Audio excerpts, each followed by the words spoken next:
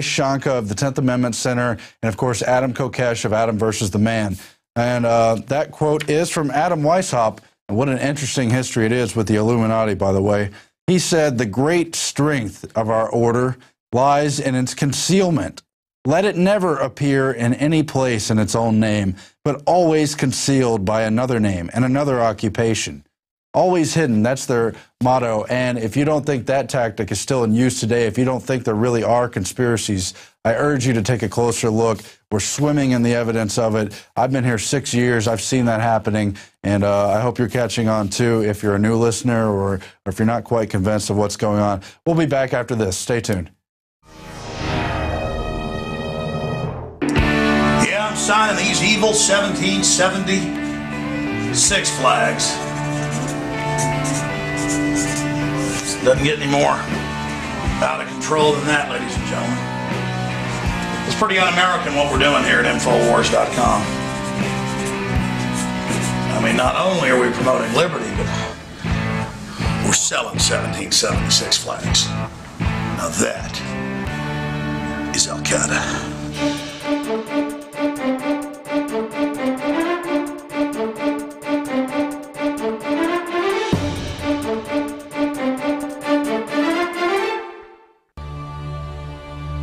We were brought up loving our country and our Constitution. That in the United States of America, we were free. And that's an attitude that we've tried to instill in our children. I met my wife while in the Air Force. I was a combat pilot in Vietnam. I served in Desert Storm as a commander. When I graduated from the academy, I took the oath of office. And as a commander, I administered that oath to many people. Now I wonder about the understanding people have of our Constitution, and I think about our candidates for President of the United States. It's interesting to see the support Ron Paul gets from the military. And if we think back to the code of conduct and people raising their right hand that they were going to support and defend the Constitution of the United States, why would those same people support in great numbers Ron Paul? I think it's because they know that he supports the Constitution of the United States. It doesn't mean you have to go to war to do it. It means you have to understand what the Constitution is and be a supporter inside of your own country, whether you're in the military or not, of that Constitution and make the United States strong. And Ron Paul does that. That's his feeling. That's his thrust. And that's why if you look at the percentages that support him in the military, it's huge. Why is that? Because they've raised their right hands and they're putting their lives on the line for us here in the United States. And they know that Ron Paul does the same.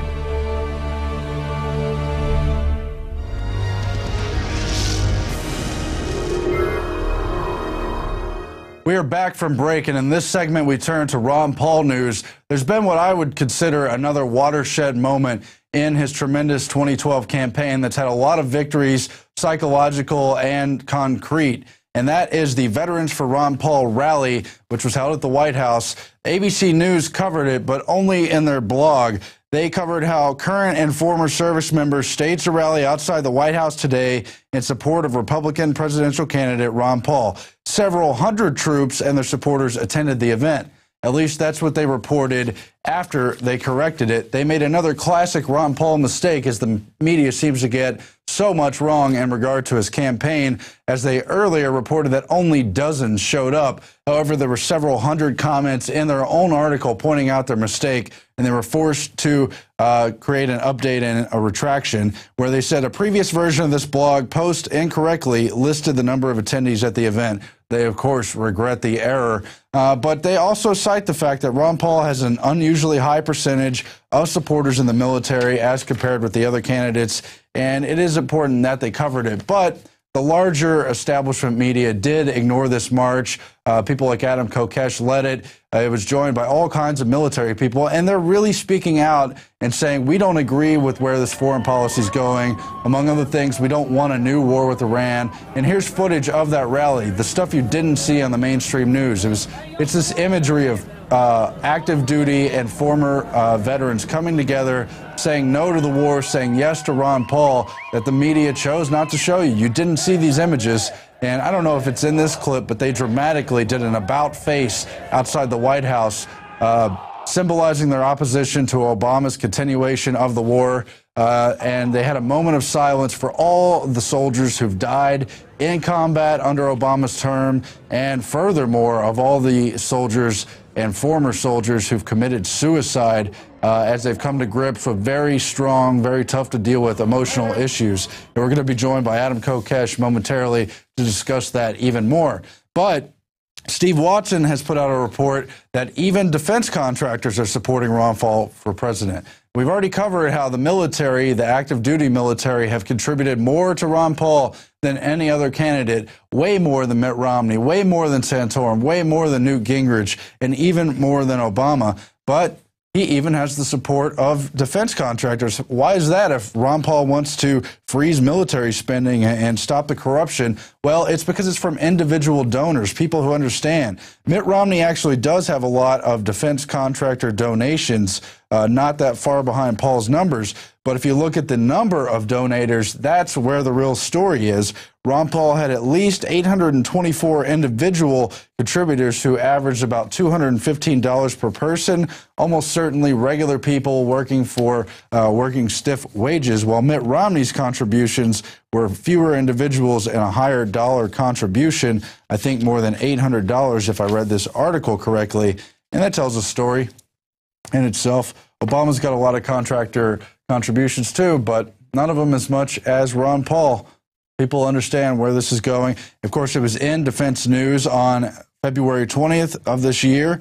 It says Ron Paul may not support increasing defense spending, but he's certainly receiving the support of those who work in the defense industry. And then they go on to cite FEC filings that record just more contributions, more than $177,000 for Ron Paul. Will the media begin to report on this? Is that dam breaking? And of course, here is the chart of the military donations for 2011. As you can see at the bottom, Ron Paul has 95,000 donors, Obama 72,000, but the other GOP candidates, Romney has only 13,000 in donations from active military. Gingrich and Santorum even less. Santorum not even breaking 1,000. Is it any wonder with the kind of foreign policy they're pushing versus the vision Ron Paul has for this country?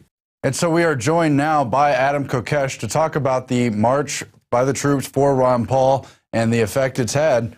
Thanks for joining us, Adam. Hey, my pleasure.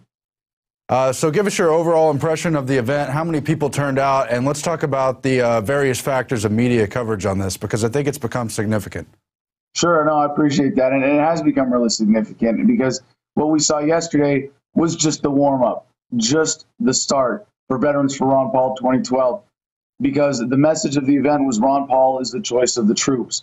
And if the Republican Party isn't willing to listen to that message, if we can't get Ron Paul the nomination, we can't ensure that he is our next commander-in-chief, then it might all be for naught. And so we are going to be marching on the Republican National Convention in Tampa Bay later this year. What we did yesterday was blow a hole in the military-industrial complex, in the establishment. And I apologize for my voice being a little rough here, but we had an incredible time with over 400 troops that marched in that formation, active duty soldiers and veterans. We also had several squads from Fort Meade that were there, from the intelligence community within the military, who were in civilian attire and in their attempt to observe the regulations to the T, only participated as observers alongside the formation. But we had a lot of active duty guys marching there with us, so we were very grateful for that. But like I said, we blew a hole through this thing that a lot of other veterans and active duty troops are going to be following us through. There were a lot of people announcing their support internationally for this.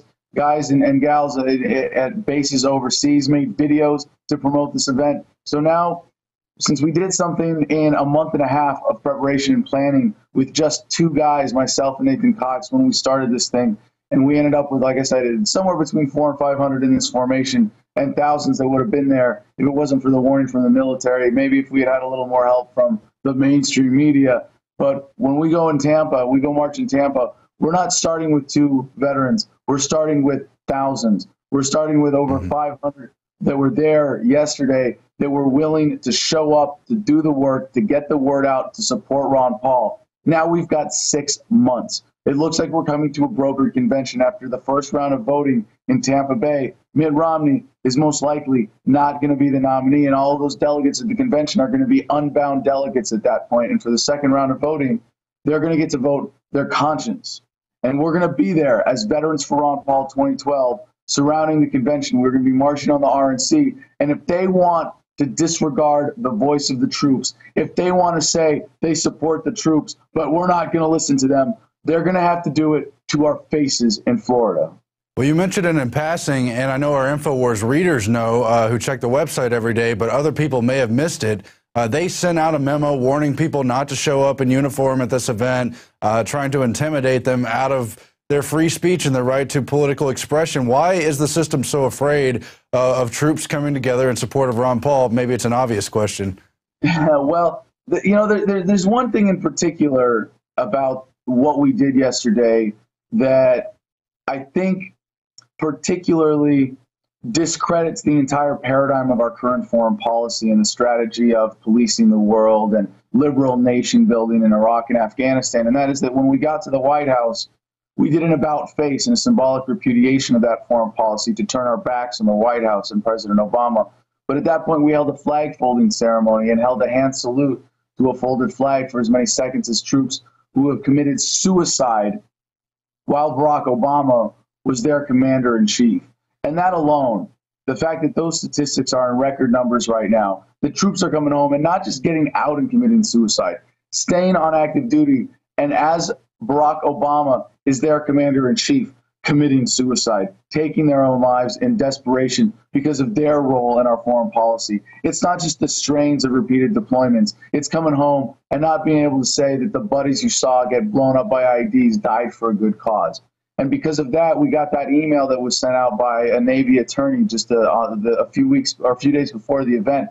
We're really grateful for that. Like I said, we were cruising around all the bars, strip clubs, pawn shops, and tattoo parlors here in the D.C. area trying to collect all the active duty emails one at a time, and we're having a hell of a time of it. But this Navy attorney saved us all the work and sent out the email to promote our event. He even included the Facebook event page link in there. So, if anything, I think that helped. But more importantly, a lot of the guys who are on active duty, like Corporal Jesse Thorson, who spoke at the Ron Paul event in Iowa after he was cut off by CNN's live feed mysteriously going out after saying Israel could take care of herself and we shouldn't be starting a war with Iran.